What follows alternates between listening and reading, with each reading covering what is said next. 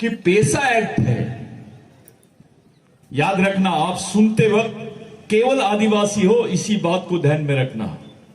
दिमाग से पार्टी, संगठन और नेताओं को निकालो, पहले समाज के बारे में सोचो। तो इन्होंने आपके दिमाग में डाला था कि पेसा एक्ट है, और पेसा एक्ट में आदिवासियों को पूरे अधिकार दिए गए हैं। साथियों, जो पेसा एक्ट है, इसमें से भी इन्होंने ग्राम सभा के, ग्राम पंचायत के और आदिवासियों के विशेष अधिकारों को निकाल दिए।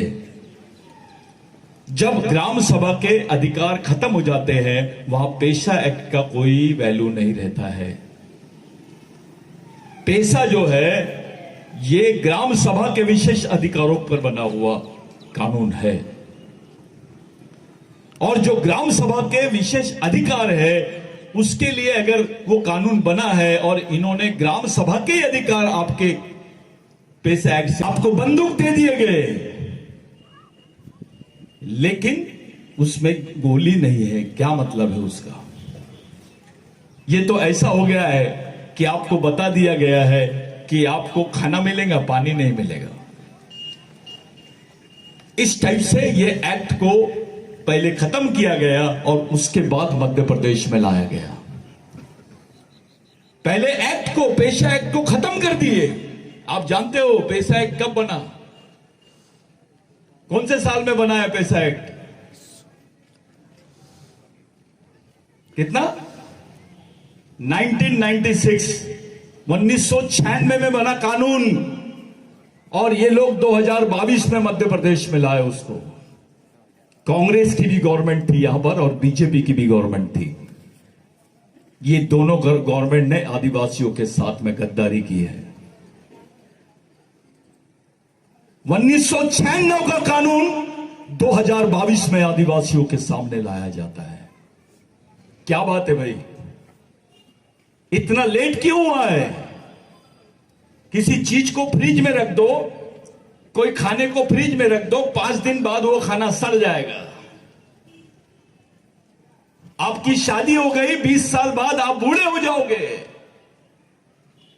यानी पेसा एक्ट आपकी एक पीढ़ी खत्म होने के बाद आपके हाथ में आया है, और वो भी उसमें से ग्राम सभा के विशेष अधिकारों को खत्म कर दिए इन्होंने।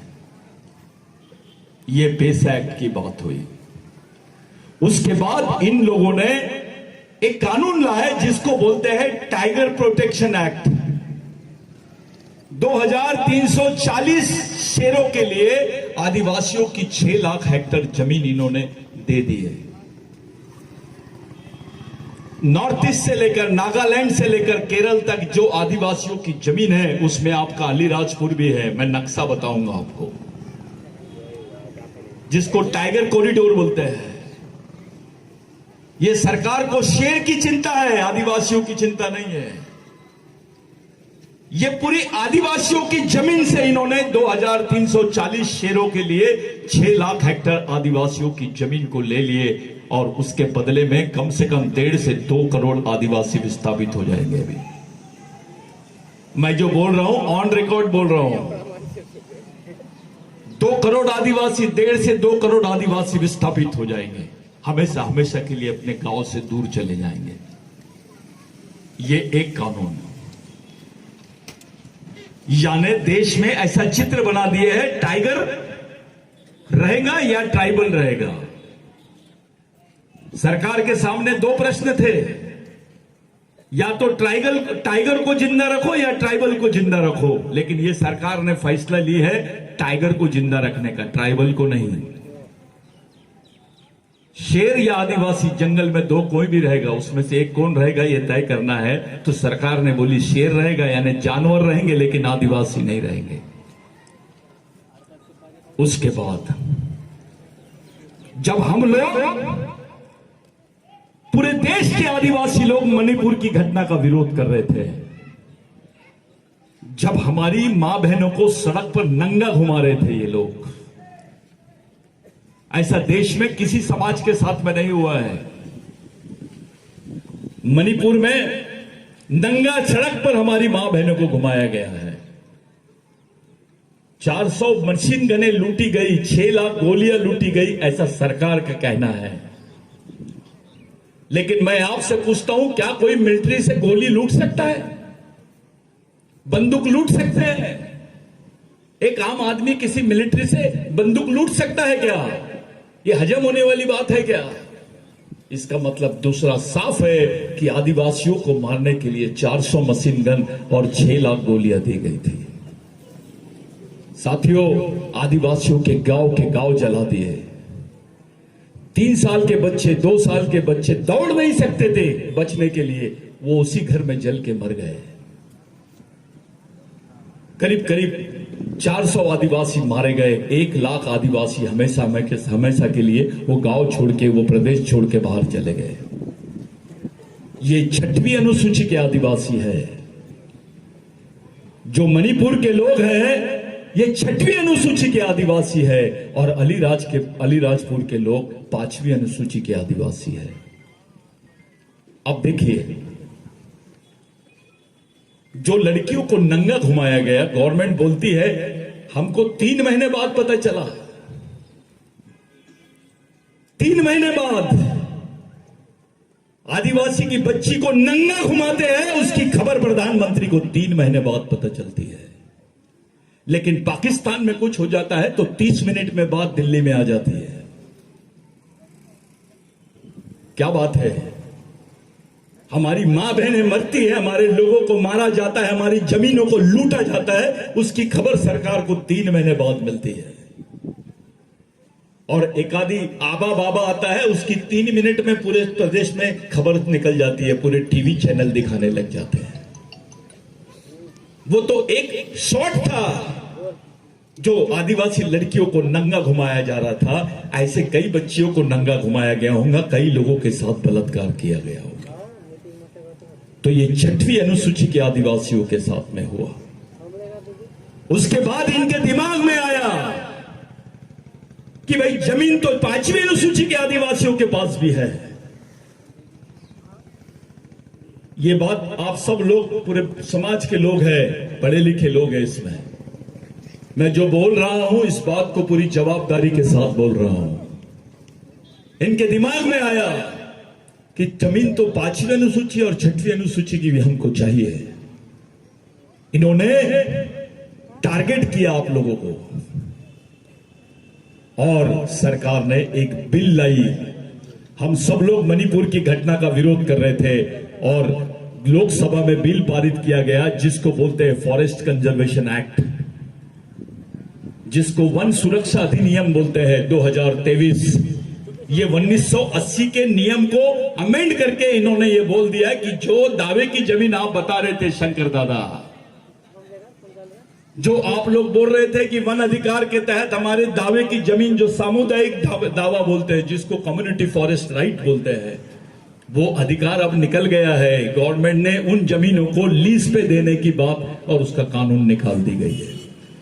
जिस जमीन पर आदिवासी दावा कर सकता था, जिस जमीन का आदिवासी मालिक था, सरकार ने उस जमीन को प्राइवेट सेक्टर को दे दी लीज पर, 60 साल की लीज पर। अब तुम कभी दावे की बात नहीं कर पाओगे। और दूसरा कानून उसमें डाल दिया कि अब आदिवासी क्षेत्रों में पुलिस स्टेशन नहीं रहेंगे। अब आदिवासी क्षेत्रों में सेना रहेंगी, सेना के सेंटर बनाए जाएंगे। अरे पुलिस स्टेशन रहता है तो आप जाके कंप्लेंट करते हो, एफआईआर बनाते हो, उसको कानून का राज बोलते हैं। मिलिट्री के लोगों का एक ही काम होता है, पैरामिलिट्री फोर्स का, या तो गोली मारना, या तो भगा देना, या गोली मार देना। ये कानून के तहत आदिवासी क्षेत्रों में ये लोग सेना के सेंटर लगा रहे हैं। अब तुम्हारे क्षेत्रों में पुलिस स्टेशन नहीं रहेगा। 370 के तहत इन्होंने कश्मीर को हमला किया, कश्मीर को अपने अंडर में लिए। 371 और 372 ये 5वीं अनुसूची और 6वीं अनुसूची के आदिवासियों के अधिकार है। इनको मालूम था कि इस देश में अगर जमीन किसी के पास है तो आदिवासियों के पास में है, ना कि पाकिस्तान के पास है, ना नेपाल के पास है, ना बांग्लादेश में है, ना श्रीलंका पर है।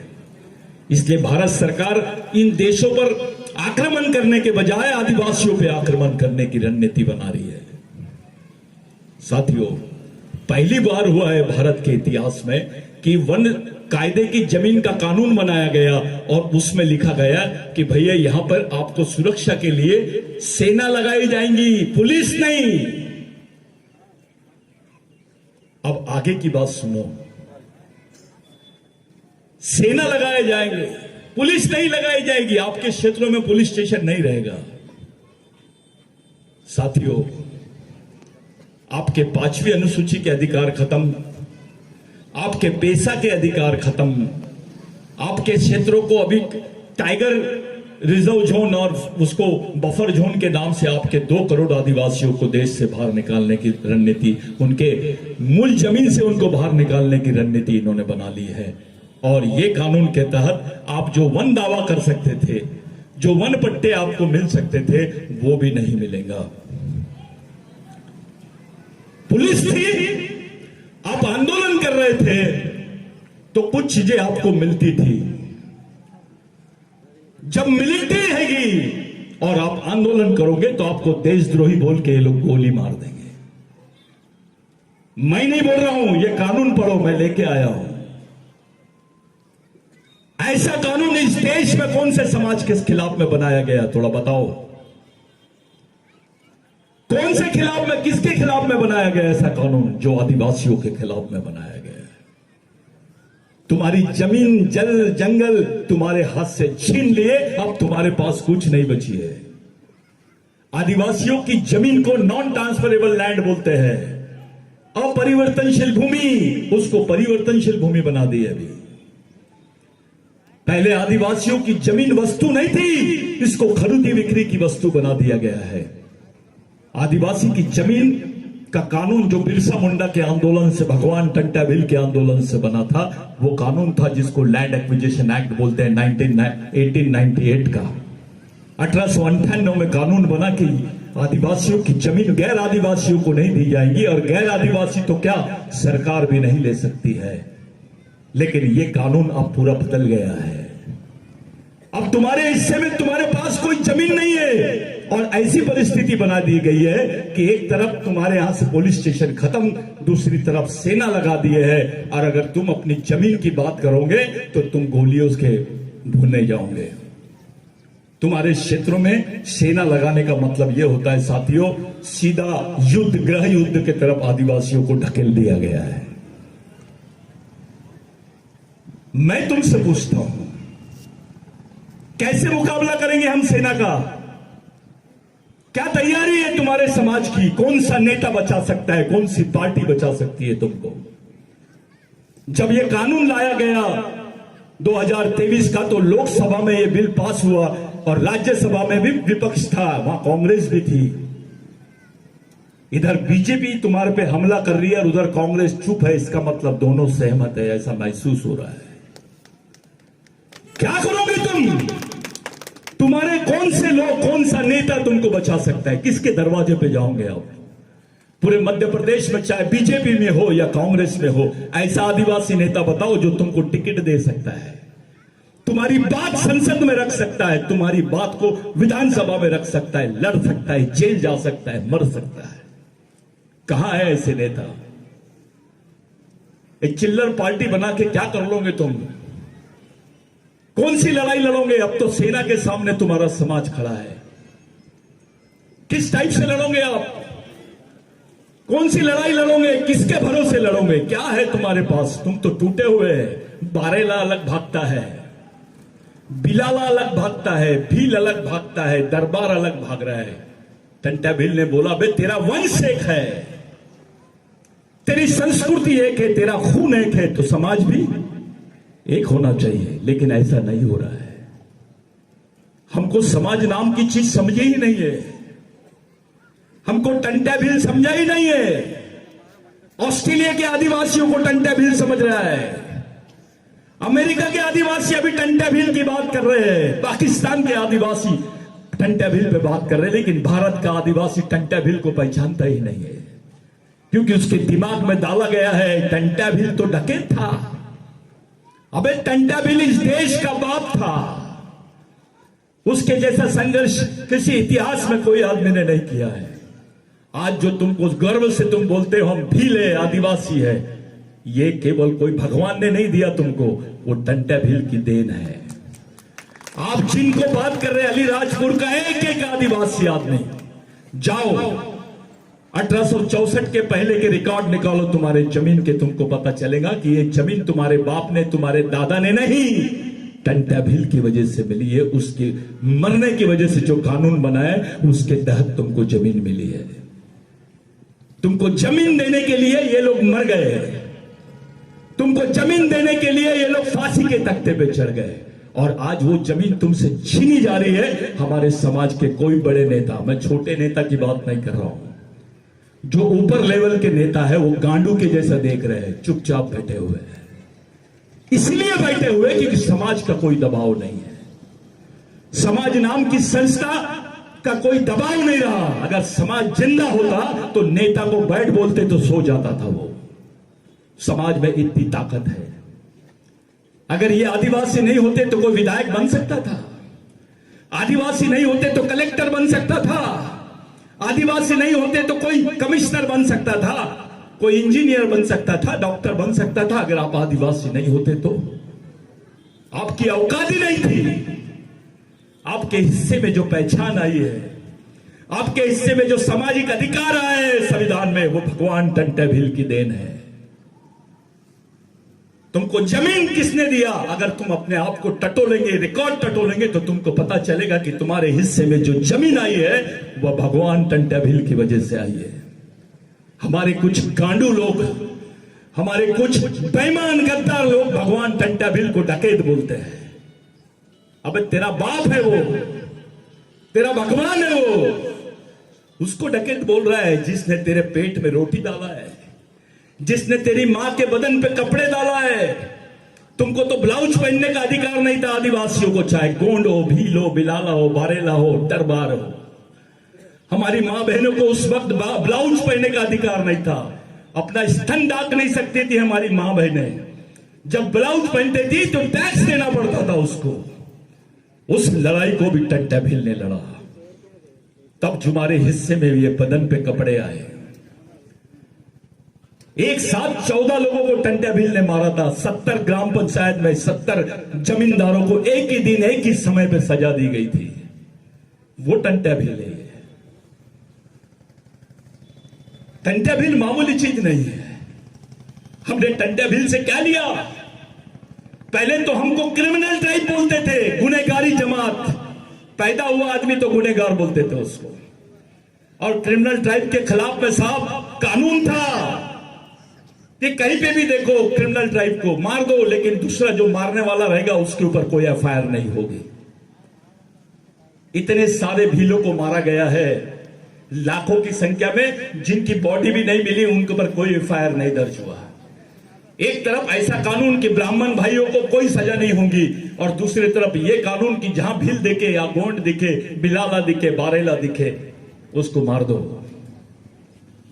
ये कानून के खिलाफ में टंटा भील को जब भगवान रेंगाकोर को, जो उनके खासम सैनिक थे, उन्होंने बोला कि भगवान अपने लोगों को अब नौकरियां नहीं मिलेगी, अपने लोगों को सरकारी नौकरियां नहीं मिलेंगी। तब होलकर एम्पायर था, अंग्रेजों की ये थी, हुकूमत थी। तो टंटा भील ने बोला ठीक है, इस पर कुछ विचार किया जाएगा। जब टंटा भील के सामने ये प्रश्न आया तो टंटा भील ने बोला, जाओ अंग्रेजी सरकार को बोल दो, अगर टंटा भील को पकड़ना है तो आदिवासियों को पुलिस में नौकरी भर्ती करो। आपको जो नौकरी देने की बात उन्होंने किए, उसके एवज में अपनी जान गिरवी रख दिया था टंटा भील ने। जब टंटा भील ने बोला कि जाओ आदिवासियों को पुलिस में नौकरी दो, उसके बाद अगर तुमको टंटा भील को पकड़ना है तो पुलिस में आदिवासियों को भर्ती करना ही पड़ेगा।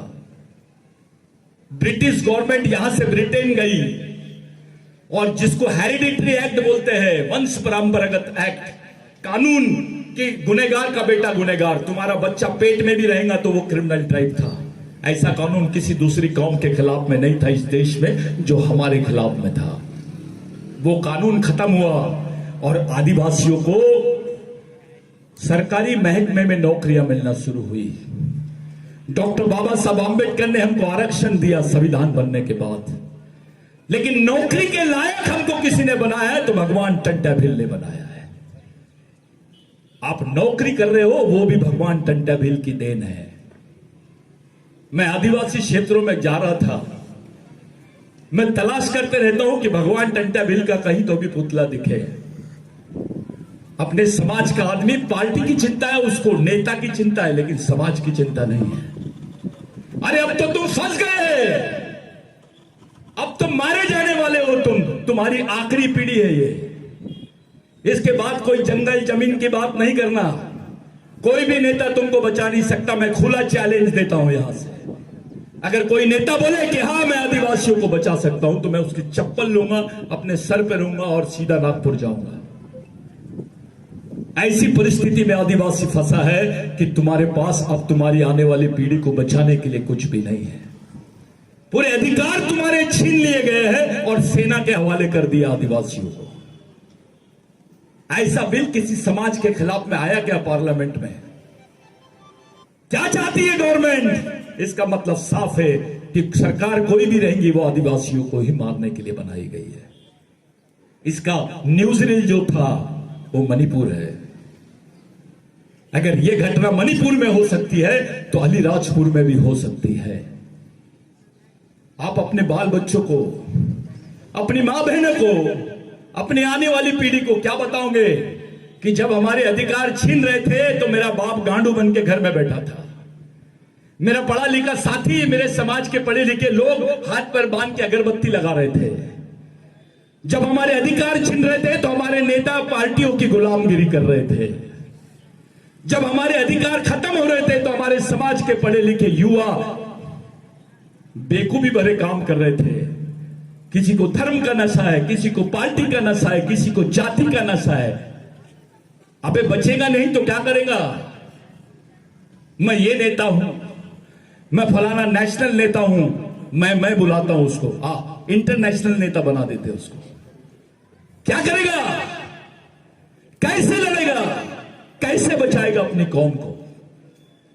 यह परिस्थिति देश के किसी समाज के सामने नहीं है जो तुम्हारे समाज के सामने है। मुस्लिमों को खुलेआम मारा गया कश्मीर में, कोई मुस्लिम देश उनके बारे में नहीं बोला है।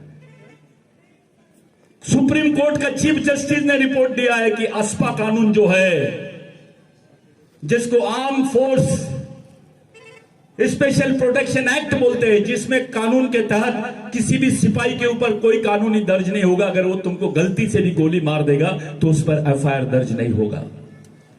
अपनी मां बहनों की इज्जत भी लूट लेंगे तो उनके ऊपर एफआईआर दर्ज नहीं होगा। उसको आस्पा कानून बोलते हैं। और अब वो कानून आदिवासी क्षेत्रों में लगा दिया गया है इनडायरेक्टली। इसमें बीजेपी शामिल है और कांग्रेस खामोश है।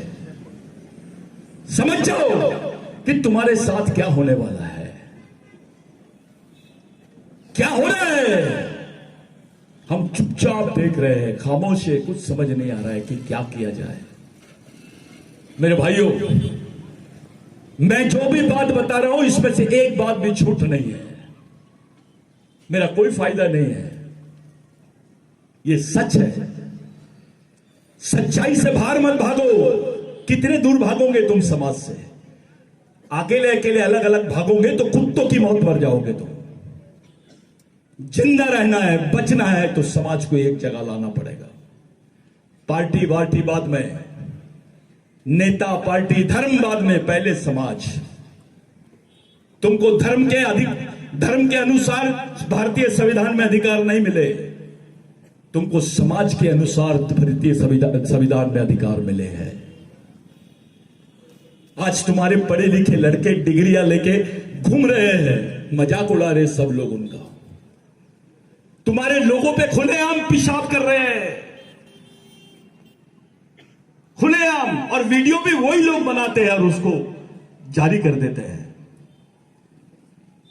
आज हमारे समाज के पुरुष पे इन्होंने पेशाब किए, कल हमारी महिलाओं पे पेशाब करेंगे तो कैसा लगेगा? बताइए कैसा लगेगा? एक तरफ नंगा घुमाने का पिक्चर और दूसरी तरफ हमारी महिलाओं पे पेशाब करने का पिक्चर। थोड़ा सोचो कैसा लगेगा? कहां है तुम्हारा समाज? अरे मध्य प्रदेश में 32% आदिवासी है, लेकिन किसी भी चुनाव में आदिवासियों को अलग करके इलेक्शन होता है इस देश में।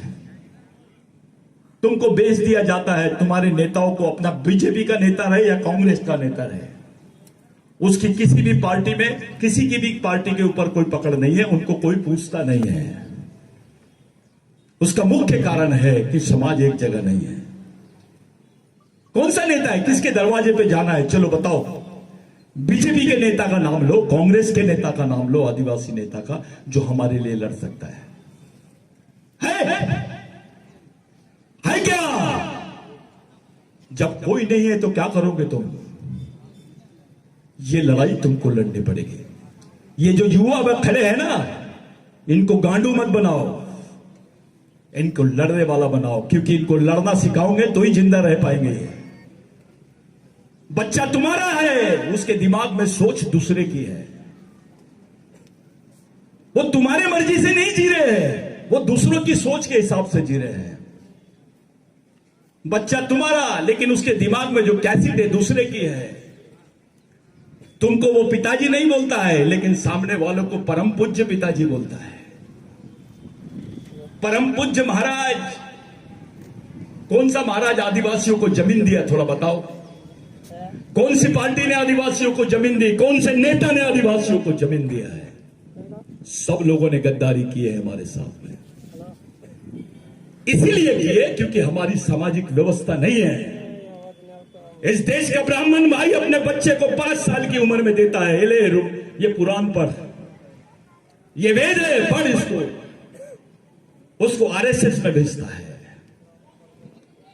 उनके कार्यक्रम चलते हैं, उनका संघ चलता है, उनका जज भी रहेगा तो चड्डी पहन के शाखा में खड़े हो जाता है। इस देश का मुस्लिम भाई अपने 4 साल के बच्चे को मदरसा में भेजता है, वो उसके हाथ में कुरान देता है, उसको बताता है कि बेटा ये तेरे जीने और मरने का रास्ता है, इसको लेके चल। उनके मस्जिदें चलते हैं, उनके मदरसा चलते हैं, उनके कॉलेज चलते हैं, स्कूलें चलते हैं, दवाखाने चलते हैं, आईटीआई चलते हैं। उस कौम का आदमी कचरा चुनने वाला भी रहेगा तो उसको सामाजिक प्रोटेक्शन मिलता है। क्रिश्चियन भाइयों को देखिए, उनके 6 साल की लड़की से लेकर 16 साल की लड़की नन बन जाती है, वो समाज के लिए काम करना शुरू करते हैं, उनके चर्चेस चलते हैं, उनके स्कूल है, कॉलेजेस है, इंस्टीट्यूशंस है। वो अपने बच्चे को बताते हैं बेटा ये बाइबल है, तेरे जीने मरने का साधन है। बौद्ध भाई जिनको पानी नहीं पिलाया जाता था, जो बाबा साहब की सोच को लेकर खड़े हैं, वो अपने बच्चे को बोलता है बेटा ये बुद्ध और उसका धम्म है और ये बाबा साहब है, ये प्रेरणा लेके तेरे को जीना है, यही प्रेरणा लेके तेरे को मरना है। उनके बौद्ध विहार है, उनका सेंटर चलता है। नागपुर के दीक्षा भूमि से जो ऑर्डर निकलता है, देश के पूरे दलित बौद्ध भाई उसको मानते हैं। किसी ने आपको पूछा कि आपके समाज का चालक पालक और मालक कौन है, क्या जवाब दोगे तुम? किसके विचारों पे चलता है यह समाज? कौन तुम्हारे रहनुमा है, कौन तुम्हारे सुरक्षक है? तुम्हारा बच्चा तुमसे पूछेगा कि मैं कौन हूं इस देश में, मेरा इतिहास क्या है, मेरे दोस्त कौन है, मेरे दुश्मन कौन है? क्या दोगे तुम? तुमको पूछेगा मैं कौन सी किताब पढ़ूं। एक किताब भी दे नहीं सकते हम अपने बच्चों को। यह हालत है हमारे समाज की। ये मैयत में 100 लोग दिखाई देते हैं और शादी में 1000 लोग। कोई बाबा आएगा तो लाखों आदिवासी जाते हैं, लेकिन समाज पर कोई बात होती है 1000 भी नहीं दिखाई देते हैं। कैसा समाज है ये? इतना बेईमान समाज। हम अपने ही शहीदों के साथ में, अपने ही भगवानों के साथ में बेईमान हो गए हैं। हम खुद गद्दारी कर रहे हैं, किसी दूसरे की तरफ उंगली करने की जरूरत नहीं है। साथियों, पूरे देश में सबसे ज्यादा नजर आदिवासियों पर है। पाकिस्तान बोलता है कि पाकिस्तान में आदिवासी रहते हैं। अब अंतरराष्ट्रीय स्तर पे थोड़ी 10 मिनट बात करेंगे, आप सुनेंगे कि नहीं? हाँ, पाकिस्तान बोलता है कि पाकिस्तान में आदिवासी रहते हैं। दादा, नेपाल बोलता है कि नेपाल में आदिवासी रहते हैं। बांग्लादेश बोलता है कि बांग्लादेश में आदिवासी रहते हैं। और ये तीनों देश भारत से निकले हुए हैं, लेकिन भारत नहीं बोल रहा है कि भारत में आदिवासी रहते हैं। ये अभी भी सरकार ने हलफनामा भेजी है संयुक्त राष्ट्र संघ में कि भारत में आदिवासी नहीं है। भारत में आदिवासी नहीं है, इसका दूसरा मतलब होता है कि आदिवासी भारत के नागरिक नहीं है। तुम्हारी नागरिकता खतरे में आ गई है। तुम जो छाती ठोक के बोलते थे कि हम नागरिक नहीं मालिक है, अब तो तुम पूरे खत्म हो गए हो। कैसे बचाओगे अपने कौम को? क्या तरीका है? नेतागिरी करने से बच जाएगा समाज? विधायक बना देते, चीफ मिनिस्टर बना देते, चलो क्या करेंगे? अरे अभी तो राष्ट्रपति है ना अपनी आदिवासी। मणिपुर में जब कांड हुआ तो वहां की राज्यपाल भी आदिवासी थी और राष्ट्रपति भी आदिवासी। क्या उखाड़ लिए? क्या किए? तुम्हारी मां बहने वहां पे लेडीज राज्यपाल, लेडीज राष्ट्रपति और लेडीज को ही नंगा घुमाया जाता है आदिवासियों को। इससे ज्यादा बड़ा तमाशा और क्या देखना बाकी है हमारे लिए? क्या बनोगे तुम? राष्ट्रपति से बड़ा पद मिल सकता है? क्या करोगे तुम? एक विधायक के पद के लिए हम एक दूसरे से लड़ते चले जाते हैं। मेरे साथियों, हम चारों तरफ से फंस गए हैं। अभी इस समाज को जाल में फंसा दिया गया है। याद रखना, ये हमारी अंतिम पीढ़ी द्वारा अंतिम पीढ़ी को बचाने के लिए लड़ी जाने वाली अंतिम लड़ाई है। अगर ये लड़ाई हम हार गए तो हमको कोई पूछेगा नहीं इस देश में। कौन से गुमान में है? मैं ये पार्टी में हूं, मैं ये संगठन में हूं, क्या उखाड़ लेगा तू? अबे तेरे बच्चे के साथ जो होने वाला है, तेरे समाज के साथ, तेरी कौम के साथ जो होने वाला है, उसको दूर रख के बात मत कर, उसकी सच्चाई को समझ के बात कर। हमारे लोगों को समझता नहीं, क्योंकि हमारे लोग सोचते नहीं है, गंभीर नहीं है। हम लोग काम करने से शर्माते हैं समाज में। हमारे बड़े बड़े लोगों को, ऑफिसरों को समाज के बीच में आने को, बैठकर बात सुनने को उनको शर्म आती है, अपनी जात छुपाते हैं। पीछे में फोटो लगाते हैं सावरकर का, विवेकानंद जी का फोटो लगाते हैं, पीछे फोटो लगाते हैं गांधी जी का। टंटा भील का फोटो क्यों नहीं लगाते? बिरसा मुंडा का फोटो क्यों नहीं लगाते? क्योंकि डरते हैं। हमारे ऑफिसरों की हालत बना दी है इन्होंने, कभी भी किसी भी ऑफिसर का ट्रांसफर हो सकता है। ये पार्टी का कार्यकर्ता तो भी अच्छा रहता है, ऐसे बुरे हाल आदिवासी अफसरों के और कर्मचारियों के बना दिए गए हैं। मैं आपके बीच में आया, ये उम्मीद से आया कि आप 5वीं अनुसूचित क्षेत्र के आदिवासी लोग हैं, आप भगवान टंटा भील के खून के लोग हैं, आप भगने वाले लोग नहीं है, लड़ने वाले लोग हैं। आप समाज के लिए कोई रास्ता निकालेंगे, ये उम्मीद से मैं आया। मैं देश के हर आदिवासी कौम में जाता हूं, हर जगह मैं उनसे यही बात कर रहा हूं कि भाई क्या किया जाए, किस तरीके से जिया जाए, हमारी जनरेशन को जिंदा रखने का क्या फॉर्मूला होगा। कोई बात नहीं कर रहा है, सब कंफ्यूज बैठे हैं। ऐसे से जमेगा नहीं नवल दादा, ऐसी 10 मीटिंग भी आप कर लोगे तो कुछ होने वाला नहीं है। आप क्या करोगे? ज्यादा से ज्यादा आप लोग दौड़ोगे, भागोगे, इसको जमा उसको जमा, नहीं। आपको दिमाग का कारखाना खोलना पड़ेगा, विचारों का कारखाना खोलना पड़ेगा, घर घर में आंदोलन खड़ा करना पड़ेगा। बहुत पढ़े लिखे होने की जरूरत नहीं है, एक अनपढ़ आदमी भी समाज की बात कर सकता है। पढ़े लिखे लोगों ने ही समाज को धोखा दिया है। जितने ऑफिसर है वो पूरे आरएसएस को चंदा देते हैं और कोई दूसरे संगठन को चंदा दे देंगे, लेकिन समाज के लिए कोई ऑफिसर सामने नहीं आता है। इससे ज्यादा शर्मनाक बात और क्या हो सकती है?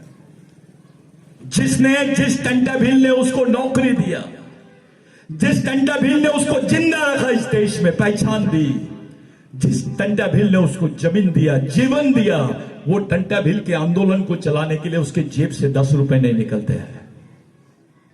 इससे ज्यादा शर्मनाक बात और क्या हो सकती है हमारे लिए। बिरसा मुंडा 24 साल की उम्र में शहीद हो गया। रात भर चमड़ी निकाल रहे थे बिरसा मुंडा की और बोल रहे थे कि बोल, तू ये देश का मूल मालिक नहीं है, तू लिख के दे दे, तू आदिवासी नहीं है, हम तेरी फांसी की सजा माफ कर देते हैं। रात भर चमड़ी निकाली गई उसकी।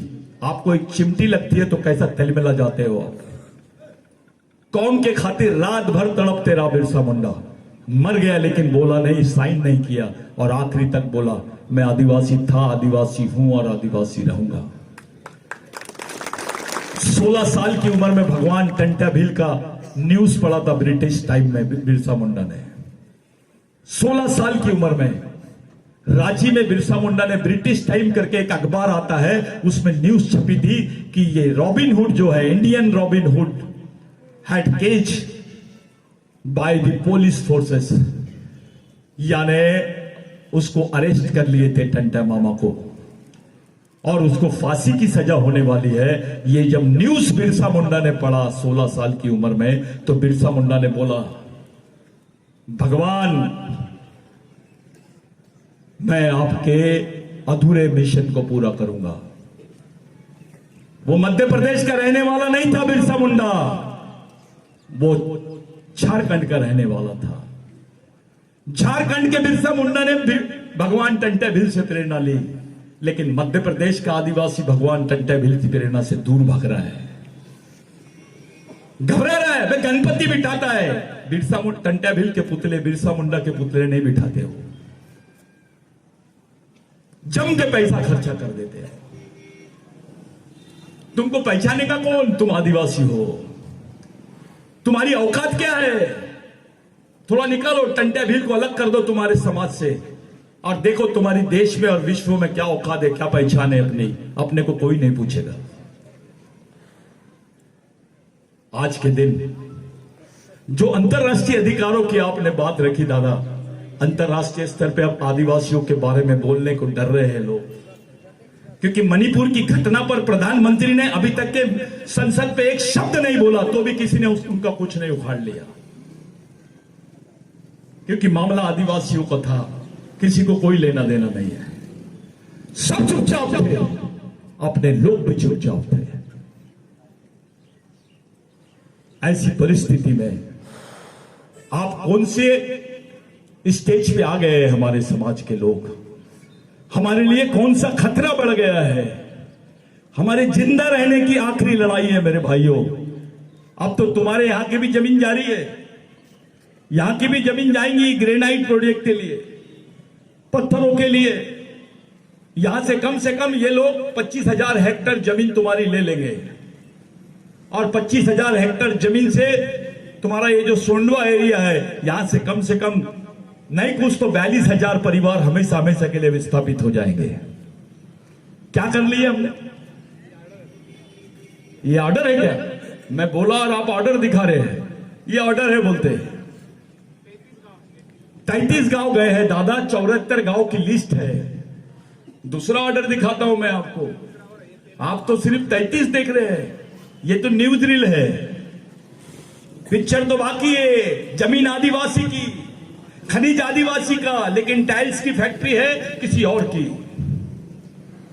जमीन आदिवासी की, उसमें कोयला आदिवासी का, लेकिन कोयले की खदान किसी और की। जंगल आदिवासी का, सागवान के झाड़ आदिवासियों के, लेकिन आरा मशीन किसी और की। हमारे लोगों को सिर्फ भगाने की और डराने वाली वस्तु बना दी है इन्होंने। अगर जिंदा रहना है, सही में जिंदा रहना है इस देश में, तो एक जगह आए बिगर आपके पास कोई चारा नहीं है।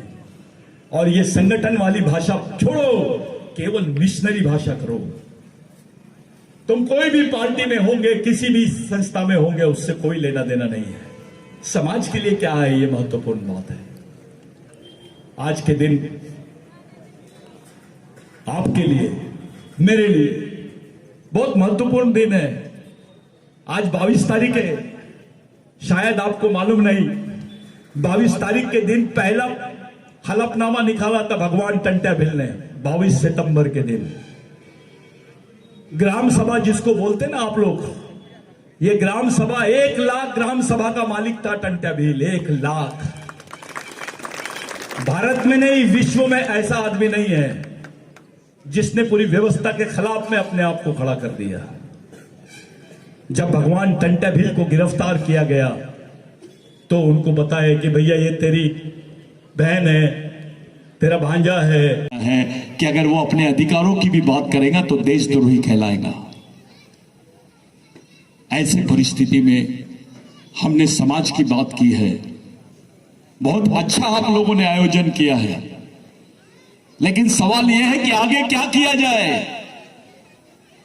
कौन से रास्ते से चला जाए, कौन सा रास्ता हमारी कौम को बचा सकता है।